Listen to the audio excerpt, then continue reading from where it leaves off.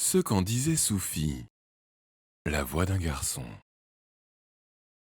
Chapitre 3. Le reste de la semaine, j'ai observé Verte avec un respect nouveau. Quand mon regard croisait le sien, je pensais à ma chance. Cette fille qui pouvait faire tant de choses incroyables se contentait de me sourire aimablement. Elle me faisait même des petits clins d'œil adorables, après lesquels je me regardais de la tête aux pieds pour voir si j'étais toujours là. Le samedi après-midi, je suis retourné au foot avec une certaine appréhension. À midi, je m'étais renseigné. Tu ne vas pas chez ta grand-mère cet après-midi? Non, pourquoi? Parce que je vais à l'entraînement. Alors, tant qu'à faire, je préférais que tu ne lances pas de sort pendant que je joue. Verta rit. Son rire délicieux a dégringolé sur moi en cascade. J'ai juré de ne plus t'ensorceler. Et si tu veux savoir, je n'aime pas faire la sorcière. Je suis obligé d'avoir des pouvoirs, mais je ne veux embêter personne. Va, tu peux me faire confiance. J'ai fait confiance. De toute manière, je n'avais pas le choix. Le mercredi suivant, Verte m'a invité à goûter. J'étais, bien sûr, un peu inquiet de retourner chez la vieille sorcière, mais j'avais trop envie de revoir le petit jardin, le grenier et Verte en tête à tête. À 5 heures, en sortant du foot, j'ai sonné à la porte de la maison. J'attendais qu'on m'ouvre la porte d'entrée, comme chez les gens normaux, quand elles sont sorties toutes les deux de chez la voisine. Une horrible vieille toupie au visage revêche qui me regardait d'un œil méchant du pas de sa porte. Bienvenue, Sophie, m'a dit la grand-mère en sortant une clé de sa poche. Il paraît que tu connais l'histoire de notre famille. Oui, madame, ai-je bredouillé, mort de trac. J'ai jeté un coup d'œil à Verte, qui approuvait en hochant la tête avec vigueur. Elle avait tout raconté à sa grand-mère.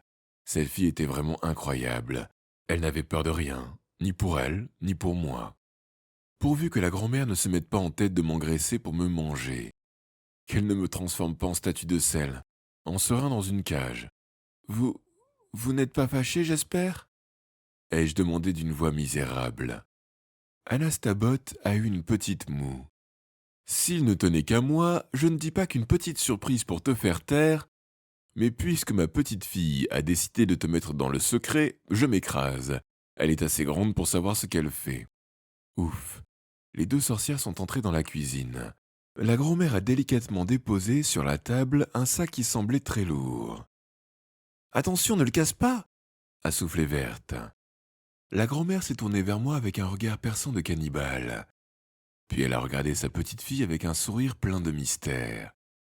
J'ai senti un atroce sentiment d'angoisse me pincer le ventre.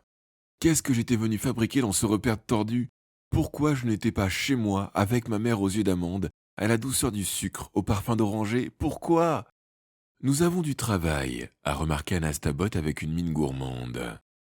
Un travail important, a insisté Verte, qui semblait soudain très excitée. J'ai pensé un instant à dire que je m'en allais, mais les mots ne sont pas venus assez vite de ma tête à ma bouche.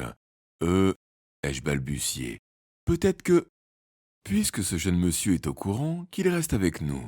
Il verra des choses extraordinaires. Le ton d'Anastabot était sans réplique, et elle me dardait d'un regard perçant, du genre qui vous cloue sur place les bras ballants.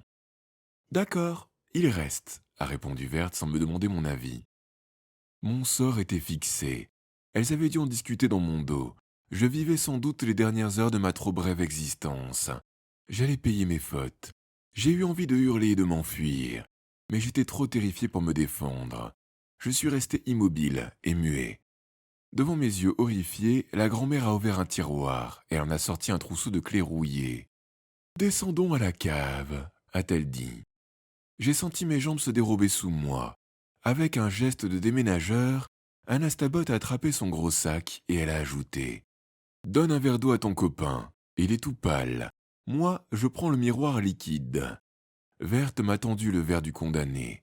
Je me suis forcé à boire en aimant le goût de l'eau, pour la dernière fois. Et nous sommes descendus à la cave.